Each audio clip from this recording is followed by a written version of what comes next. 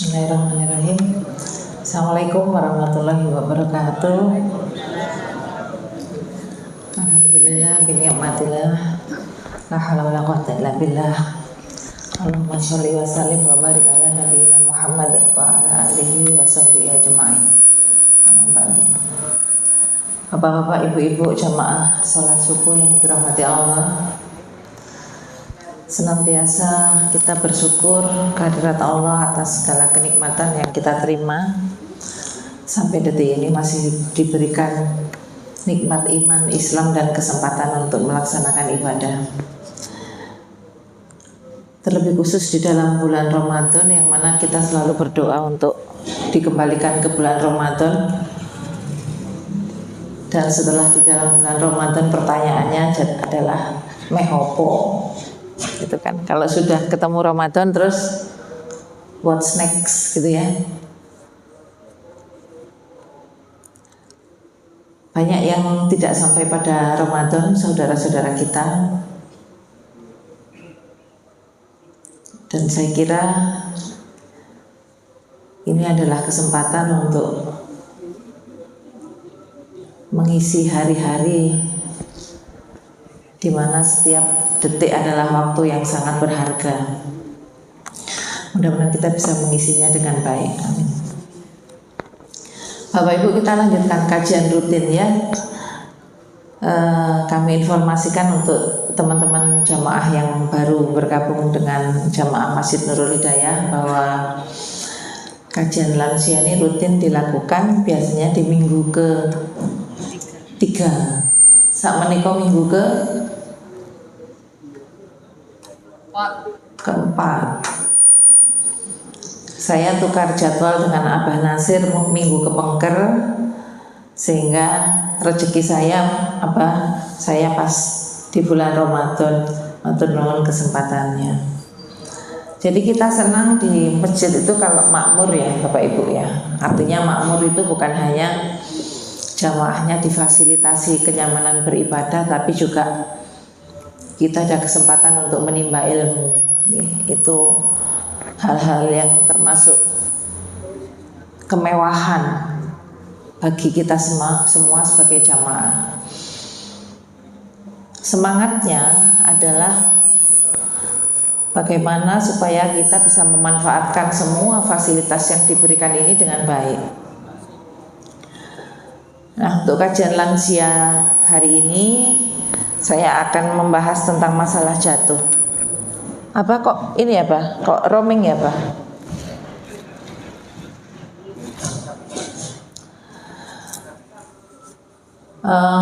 Tercetus dengan kejadian yang dialami almarhumah Bu Ning, mertua Bu Pak Erki, orang tuanya Bu Nana, termasuk ibu saya almarhum.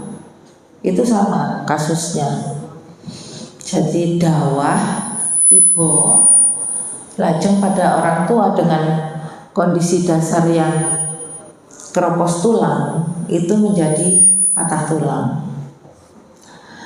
Nah, ini merupakan topik yang baik, pengingat untuk kita semua bagaimana kita agar mencegah jatuh, termasuk mencegah patah tulang.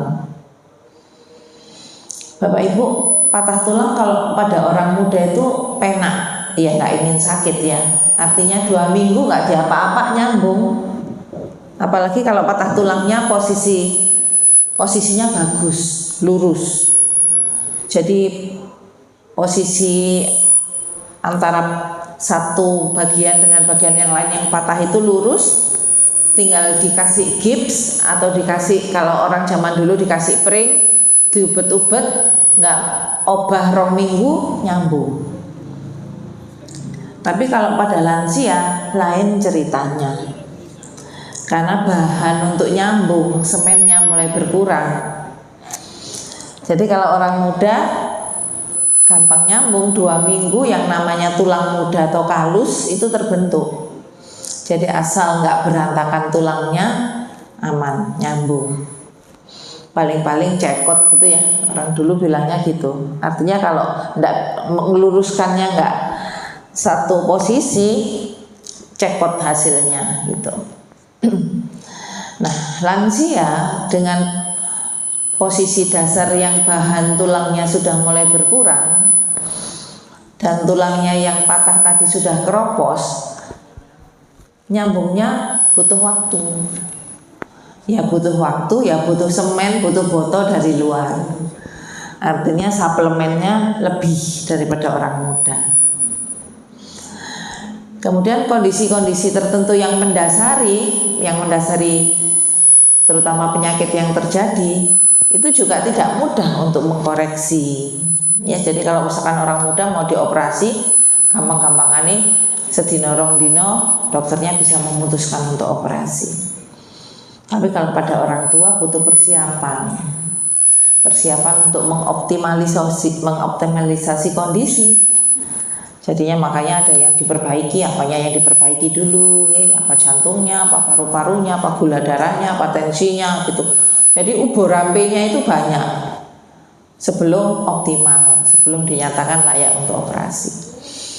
Demikian dengan komplikasi pasca operasi. Ya, jadi sekali lagi kalau orang muda habis operasi melek pindah ruangan biasa, isi ditakoni iso ngombe langsung maem sego pecel beres besok pulang katen. Tapi lansia juga ada cerita yang lain karena mengharuskan untuk diobservasi, mengharuskan untuk secara ketat dilihat satu demi persatu fungsi organnya untuk memastikan bahwa kembali pulih pasca operasi. Nah, oleh karena itu sekali lagi mencegah lebih baik daripada mengobati. Dan akan kita bahas tentang pencegahan jatuh untuk materi kali ini. Bapak Ibu, jatuh itu per definisi adalah kejadian yang tidak disengaja, yang menyebabkan seseorang itu terduduk, tersungkur, terbaring di lantai atau di permukaan yang posisinya itu lebih rendah, baik disertai dengan cedera maupun tidak disertai dengan cedera. Nah, ini terminologi bahasa Jawanya kaya Bapak Ibu ya. Coba, lek wong tiba itu bahasa Jawanya apa? Dawa. Bahasa Minangnya apa Un? Jelunguk.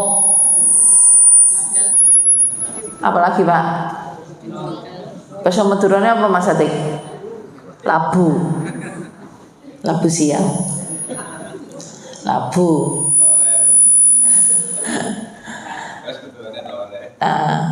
Penyebabnya banyak Bapak Ibu ya. Nah, penyebab yang banyak ini yang akan kita cegah. Jadi bisa dari faktor dari dalam. Wong tiba iku apa Bu kok tiba gliyeng. Apa kok iku mau kepreset misalkan ya. Lah iku awakmu rek apa mari ngepel enggak apuh misalkan gitu ya. Apa iku mau kepleset sabune putune kececeran misal ya, atau kesandung misalkan ya, ono sandal sing dukur-dukur, sandal plastik sekarang musim tinggi-tinggi ya Bapak Ibu. Habis gitu tamu riyoyo kabeh padha ndeleh sandale ning ngarepe lawang, male mbae kesandung gitu ya. Jadi banyak penyebabnya.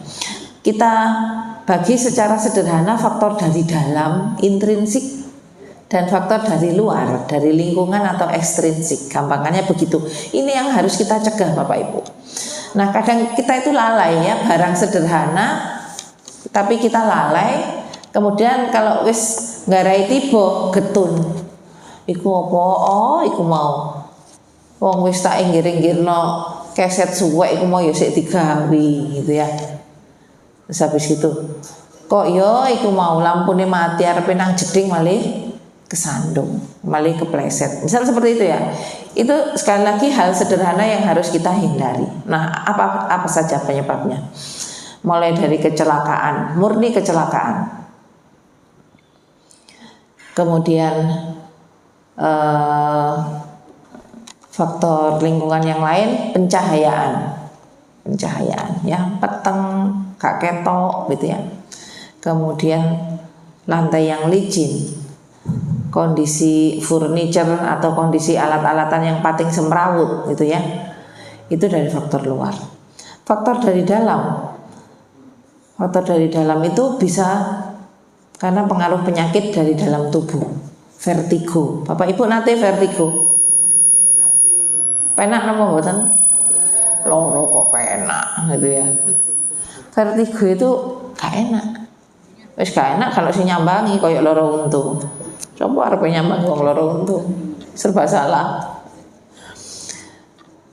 Vertigo itu gliyeng ya Bapak Ibu ya. Pusing 7 keliling.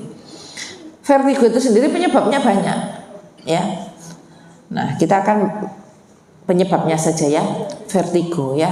Gliyeng itu menyebabkan orang tidak bisa fokus, kalau berusaha untuk fokus tambah gliyeng ya, tambah makyut gitu ya.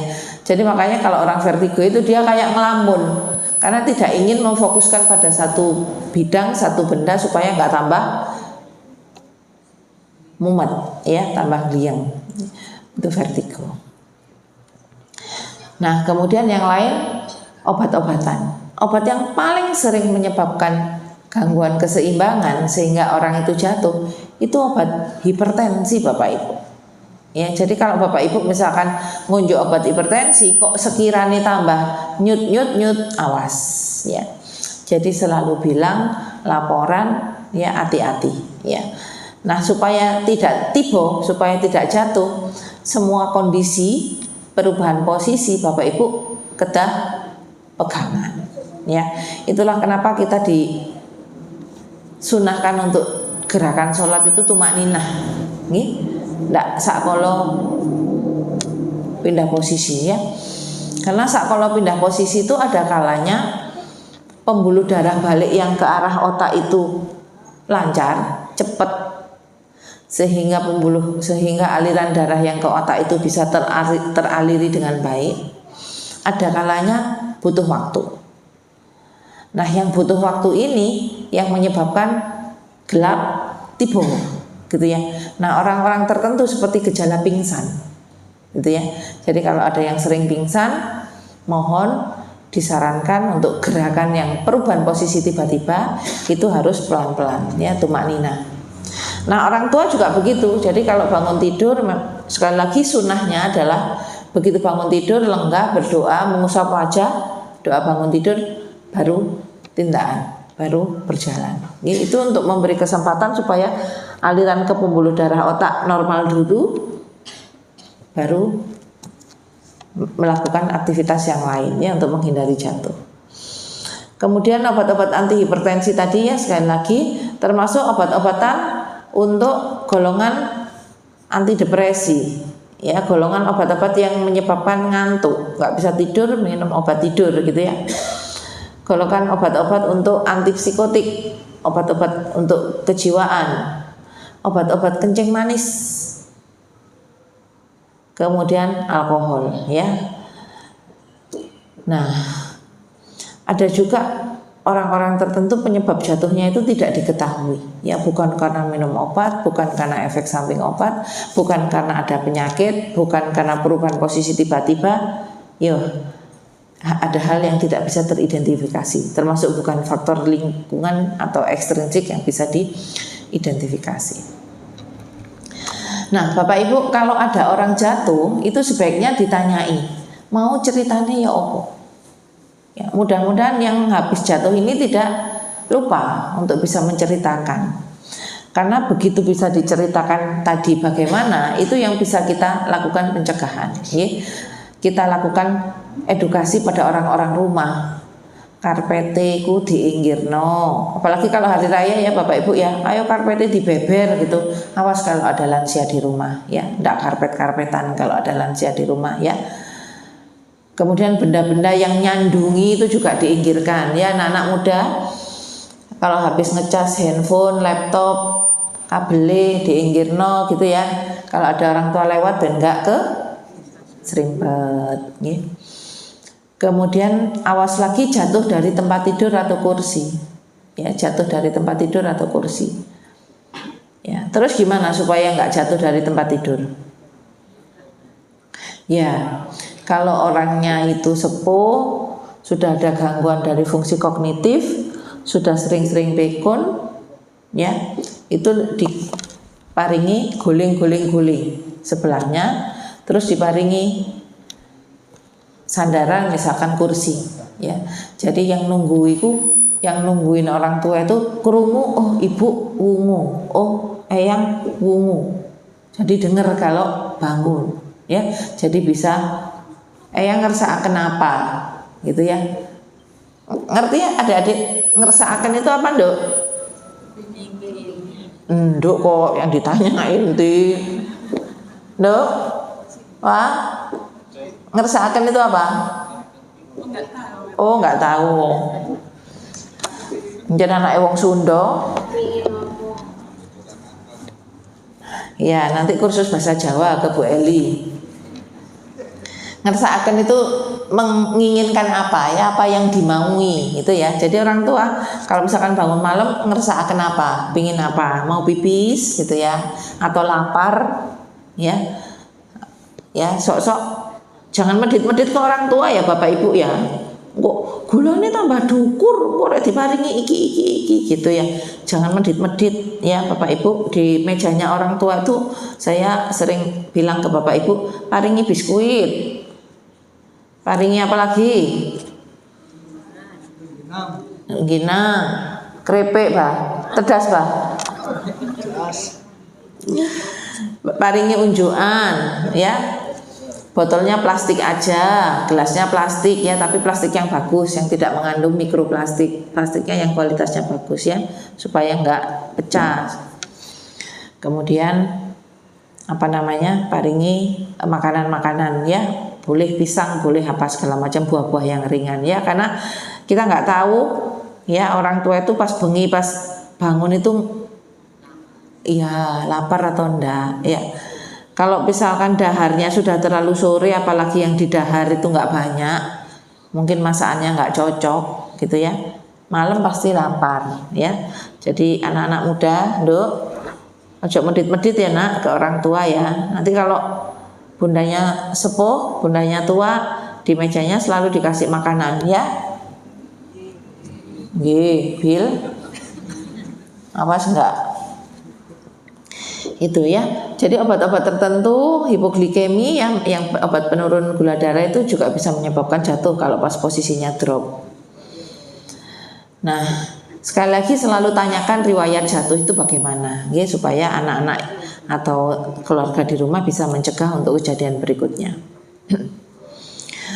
Kemudian tanyakan juga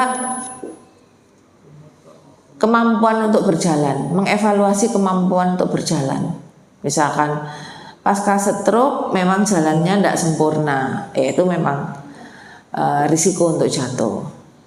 Atau tidak kroso sikile, pernah tidak Bapak Ibu mendengar?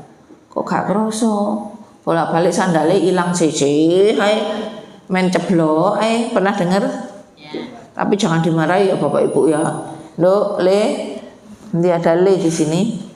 Abar, kalau ada orang tua main bolak-balik sandalnya hilang cece, jangan dimarahin ya, dibelikan lagi terus dikasih karet. Ya, jadi kalau pakai sepeda masih ada nyantol ke tumitnya ya.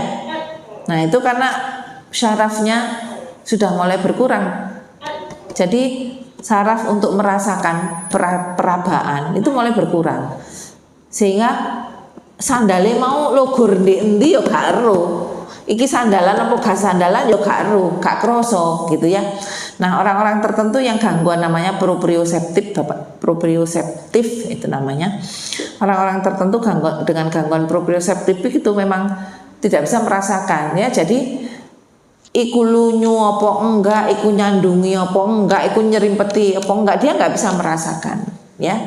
Nah, itu selalu ditanyakan bagaimana untuk tingkat aktivitasnya, gaya berjalannya, ya adakah gangguan saraf-saraf tepinya, ya, kakinya masih merasakan atau enggak ya.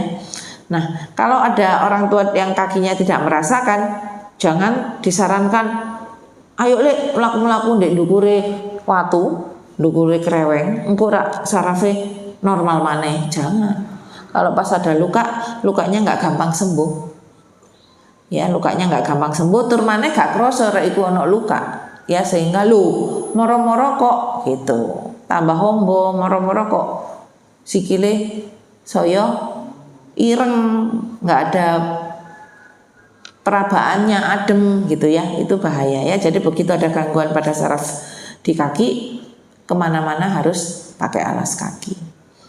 Kemudian apalagi yang dilakukan evaluasi pada pasien yang lansia yang jatuh? Obat yang dikonsumsi, kemudian riwayat jatuh sebelumnya, karena orang yang pernah jatuh itu khawatir untuk jatuh lagi, engkuk gek ngaten. Nah, semakin khawatir untuk jatuh, sansaya tiba. Soalnya kepercayaan dirinya sudah berkurang.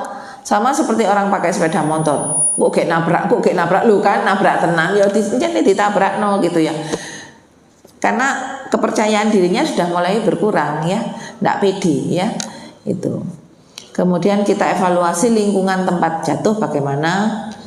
Kemudian apa yang dipikirkan sebagai penyebab jatuh? Lah gara-gara iku. Nah, berarti ketahuan penyebabnya apa ya. Kemudian gejala yang terkait, mau ya opo ceritane tibone mau gitu ya, biar bercerita. Kemudian ditanyain apa yang dirasakan, apa kepalanya terasa ringan, apa ngelier ya, apa berdebar-debar, karena sok-sok penyakit jantung, gangguan irama jantung itu bisa menyebabkan jatuh juga gitu. Tandanya apa? Teratapan ya, tandanya teratapan. Kemudian apakah ada nyeri dada gitu ya, nyeri dada yang khas jantung tuh Bapak Ibu tidak bisa ditunjuk. Jadi nunjuknya tidak begini, kalau nunjuknya begini itu tidak sakit jantung. Ya nunjuknya begini, pakai ya itu khas untuk nyeri dada karena jantung. Itu yang berbahaya Bapak Ibu. Langsung tindak ke UGD. Gelem gak gelem digawa nang UGD. Kemudian apakah gejalanya ada sesaknya, ngaten ya. Kemudian waktu jatuh atau sesudah jatuh itu apakah ada bingung gitu ya, atau ada gangguan pada cara berbicara gitu ya. Kok malah pedal, rek ngomong kok nggak jelas gitu ya. Gitu ya. Atau ada nggak bisa diajak bicara ya, yang menunjukkan ada gangguan pada saraf pusat. Kemudian apakah ada hilangnya kesadaran? Hilangnya kesadaran ya. Maksudnya sesudah jatuh tadi terus kok nggak ingat apa-apa. Lali aku. Ya apa mau ceritanya Pak, Bu?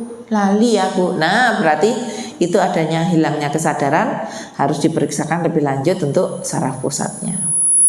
Nah, kemudian Bapak Ibu, yang paling sering penyebab jatuh yang tadi per definisi baik ada trauma maupun tidak ada trauma, akan kita bahas yang adanya trauma. Adanya trauma itu ada jejas ya, ada sesuatu trauma, cedera di badan.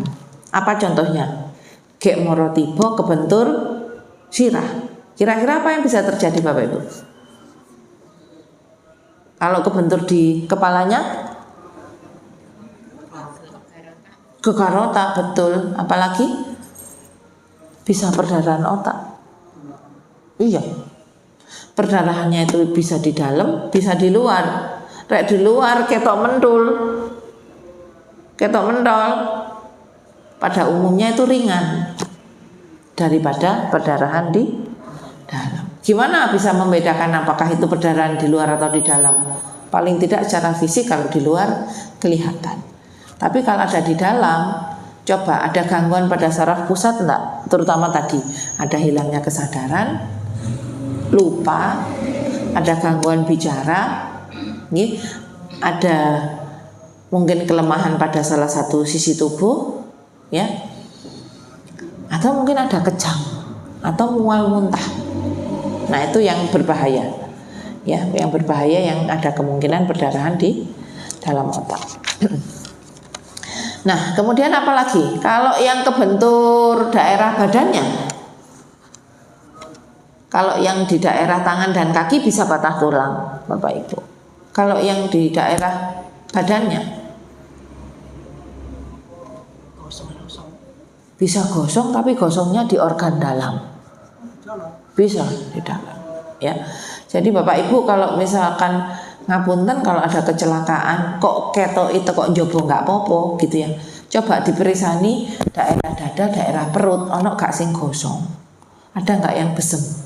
Atau ada nggak bekas misalkan stang gitu ya, kalau misalkan kecelakaan itu ya, bekas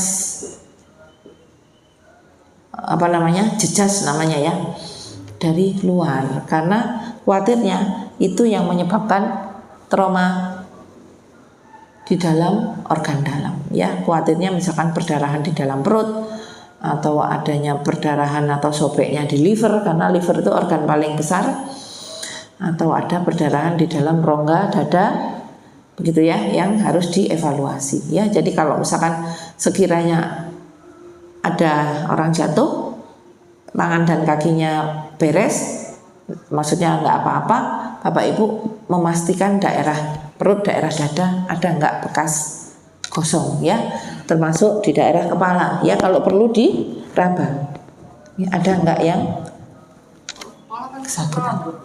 Rambut iya Pak, makanya diginikan Pak. Ada nggak yang benjol, ada nggak yang luka, ada nggak yang perdarahan luar maupun perdarahan di dalam. Itu penting sekali. Nah sekarang bagaimana caranya menolong kalau ada orang jatuh? Pastikan kesadarannya bagus Bapak Ibu. Kalau kesadarannya sudah bagus, bisa bercerita, tidak usah buru-buru diangkat. Biar saja pada posisinya terus ditanyain. Coba tangannya ambek sikile diangkat, bisa apa enggak? Kalau tangan dan kakinya bisa diobah-obahkan, aman. Ya, jadi coba tangannya diangkat, coba kakinya misalkan digerakkan, gitu ya. Miring, posisi miring, bisa bergerak, aman. Kalau aman, diaturi, ayo tangi. Berarti kan nggak ada yang patah tulang. Bangun sak kuatnya, nggak boleh dipaksa. Entah itu bangunnya arepe lungguh dhisik baru ngadeg boleh, atau merangkak boleh. Itu menunjukkan kemampuannya sampai sejauh mana. Kalau sudah berdiri baru dituntun. Itu masalahnya ringan, atau mungkin tidak ada masalah. Tapi kalau tidak bisa digerakkan tangannya atau kakinya, awas, patah tulang. Gimana tandanya patah tulang? Kalau bagian yang patah itu beda panjangnya dengan yang normal, itu kalau bisa digerakkan. Tapi kalau nggak bisa digerakkan, si jine iso kok si jine kangelan, dilihat ada yang bengkong, berarti ini patah tulang. Awas, kita itu karena tingkat responsifnya orang Indonesia itu bagus, kedermawanannya itu bagus. Sok-sok kalau ada orang tiba, refleksnya apa Bapak Ibu? Tulungi, terus di omben-omben. Ya. Padahal sing ditulungi misalkan patah tulang tambah okle-okle. Terus gimana? Amankan sekitar, misalkan di tengah jalan ya, misalkan di tengah jalan ada yang mengamankan jalan, ada yang mengevaluasi. Kalau misalkan ada yang tidak bisa digerakkan Bapak Ibu, cari tongkat, cari kayu, cari apapun yang bisa dipakai untuk alas, untuk fiksasi. Misalkan arepe berangkat mancing, kok nemu wong tiba, apa yang dipakai untuk fiksasi? Ya pancingnya. Apa yang dipakai untuk bebatnya? Taline, senare boleh Pak, tapi ojo rapet-rapet Pak, gitu ya. Ya, apa saja di situ? Nemu apa? Nemu anduk, nemu gombal sembarang kali apa? Nemu kodong apa sembarang kali, itu yang dipakai untuk beban. Ono arek sekolah gawe dasi, dasimu cepotan mangke kulo disetrap Pak De, ngono wis gak apa-apa disetrap mangke nulung pasien misalkan gitu ya. dasi boleh, apa segala macam, kudung boleh, apa segala macam untuk fiksasi. Nah, kalau sudah terfiksasi, baru ini boleh digerakkan, tapi menggerakkannya dengan diangkat. Jadi habis difiksasi, gini misalkan ya, baru diangkat dari bawah, satu gerakan, tidak boleh ragu-ragu. Iya, ora-ora. Nggak boleh incing-incing ini tambah, gitu ya. Jadi iya, enggak. Gitu ya, untuk menggerakkan baru memindahkan posisi ke daerah yang aman. Itu kalau tangan atau kaki. Tapi kalau pinggul gimana Bapak Ibu? Pinggul ini sulit identifikasinya karena tidak ketok. Kalau di tangan dan kaki yang kita lihat panjangnya beda, ya biasanya terus lebih pendek. Jadi yang daerah patah tulang tuh pada umumnya kalau dipinggul, ya kakinya lebih pendek, memendek karena ketarik. Kakinya lebih pendek karena ketarik, ya, dan nggak bisa dimiringkan karena kesakitan di daerah pinggulnya, ya. Nah, itu gimana fiksasinya? Fiksasinya, misalkan ada triplek atau misalkan ada buku ini, ya buku ini ditaruh di bawahnya bokong, ya. Ditaruh di bawahnya bokong, nanti ngangkatnya ini supaya nggak makin goyang, ya. Nah, apa yang kita hindari kalau ada patah tulang? Supaya patahannya tadi tidak makin kemana-mana. Kalau struktur patah tulang itu ada pembuluh darah besar, terus kena lancipnya patah tulangnya yang berantakan tadi, ada perdarahan. Yang berbahaya adalah perdarahan di dalam otot. Nah, untuk daerah paha Bapak Ibu, itu bisa sampai beberapa liter perdarahannya. Jadi bisa kehabisan darah. Ya. Oke, itu bahayanya. Ya, jadi struktur apa yang ada di daerah sekitar patah tulang itu yang kita waspadai. Nah, oleh karena itu sekali lagi kalau nolong orang dengan kecurigaan jatuh dan ada trauma, ada cederanya patah tulang, sekali lagi harus difiksasi, harus difiksasi. Jadi nggak boleh sakolo, ayo minggir ono besar liwat gitu ya. Ya memang ya repot juga, repotan ya Pak. Kalau di jalan raya gitu ya. Yang paling enggak yang ngangkat ini cukup banyak orang sehingga tidak makin memperparah, ya mungkin 3 atau 4 orang.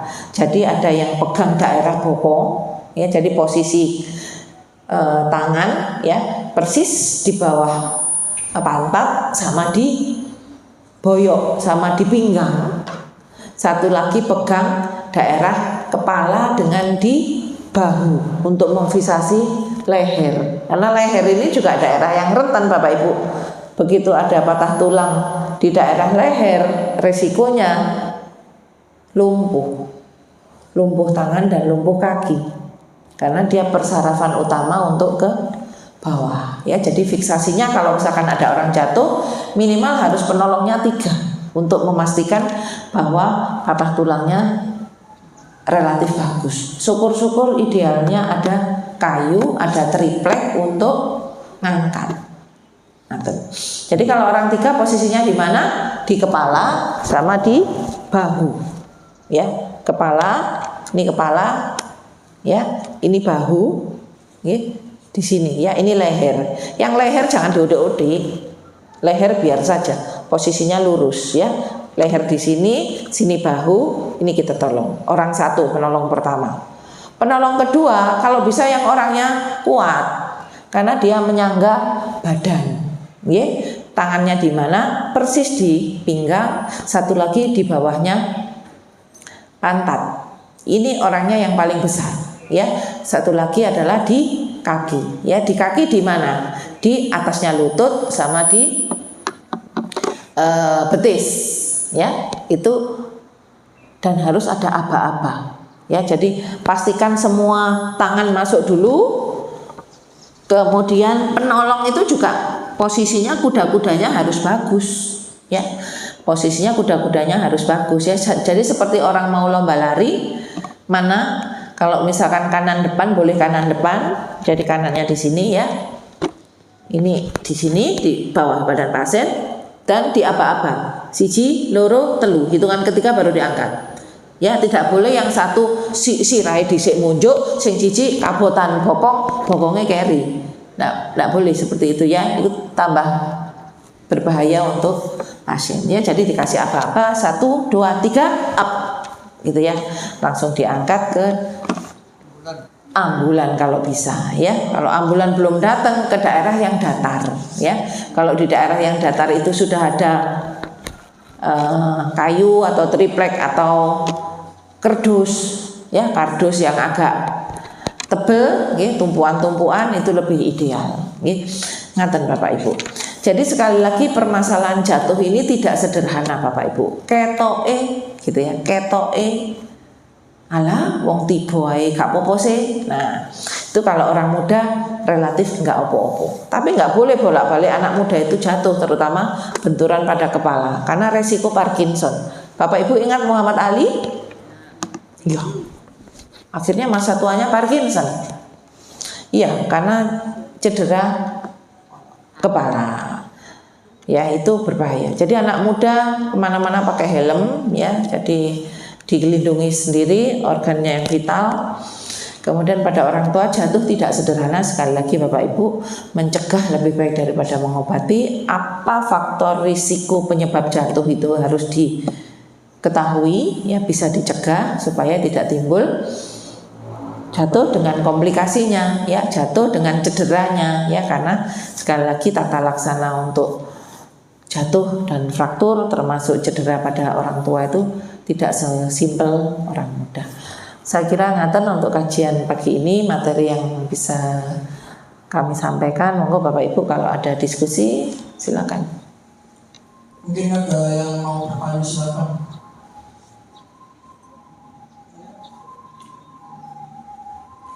Ibu ada yang bertanya? Mungkin yang belum jelas. Kelihatannya ingin tanya, Bu. Pripun, Pak? Kelihatannya nggak ada yang tanya. Oh, nggih. Paham berarti, Pak. Nggih, matur nuwun. Mungkin satu, Bu, pripun? yang terkait dengan benaran di dalam kepala itu kan ciri-cirinya itu saya kurang jelas jadi karena hanya jika berapa kalau menol itu Pak mesti itu berdarah kan nggak tahu. Jadi cirinya gimana itu benaran di dalam itu kan nggak Iya. tahu. Apa kalau sudah gosong itu darah udah pendarahan gitu maksudnya? Nggih. Ya. Kalau di kepala itu kan ada perdarahan di bawah kulit, Pak, di luar tengkorak. Ada di dalam tengkorak. Di dalam tengkorak ada yang di luar otak. Ada yang di dalam jaringan otak. Ngaten. Gimana untuk membedakan? Kalau di dalamnya kulit masih di luarnya tengkorak, ketok bendol, Pak. Itu sakolo. Keluar itu ya? Ya, itu lebih ringan, Pak. Pokoknya tidak sampai pingsan, gangguan kesadaran, mual muntah.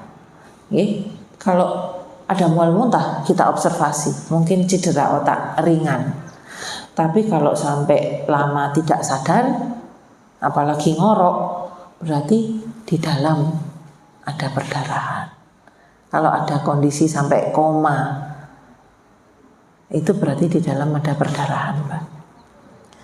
Karena sudah ada gangguan saraf pusat. Jadi hilangnya kesadaran, tidak sadar, itu menunjukkan ada gangguan saraf pusat. Ngaten. Iya. Terkait dengan apa namanya tadi yang patah tulang di antara tangan, karena kemarin sudah saya ada yang kecelakaan di Kronen itu, ini utuh, badan utuh semua. Ini yang ini patah, dirusuk-rusuk, Iya. terus sama di sini, Iya. sama di sini. Jadi 3 tempat, 3 kali operasi dengan dokter yang berbeda. Alasannya itu kok bukan apa itu namanya berdarah semuanya katanya. Iya. Gimana itu? Iya. Nah, itu tergantung juga, Pak. Mengenai organ apa saja. Satu. Kemudian yang kedua, komplikasinya dari trauma tadi apakah ada perdarahan di dalam atau tidak? Karena ceritanya kan lain. Kalau hanya kena tulang, tanda kutip hanya kena tulang, dokter bedah tulang, ortopedi selesai. Tapi kalau ada perdarahan di dalam paru-paru, dokter bedah toraks, kardiovaskuler ikut operasi juga karena harus membersihkan darah yang di dalam. Nah, kalau ada perdarahan di dalam perut, dokter bedah digestif, bedah pencernaan ikut masuk juga. Karena beda lokasi, beda untuk tindakannya. Perkiraan saya kalau udah dokter dalam itu udah meliputi kesemuanya dari yang ada di dalam-dalam itu. Iya, kalau dokter dalam enggak punya kompetensi operasi, Pak. Malah nggak bisa. Iya, harus dokter bedah. Iya. Iya. Oke, matur nuwun Bapak Ibu, mohon maaf ada kurang salahnya, mudah-mudahan memberi manfaat untuk kita semua. Kalau kebenaran berasal dari Allah, mudah-mudahan kita bisa mencegah kejadian jatuh dan bisa lebih hati-hati ke depannya. Bila taufiq wal hidayah, assalamualaikum warahmatullahi wabarakatuh.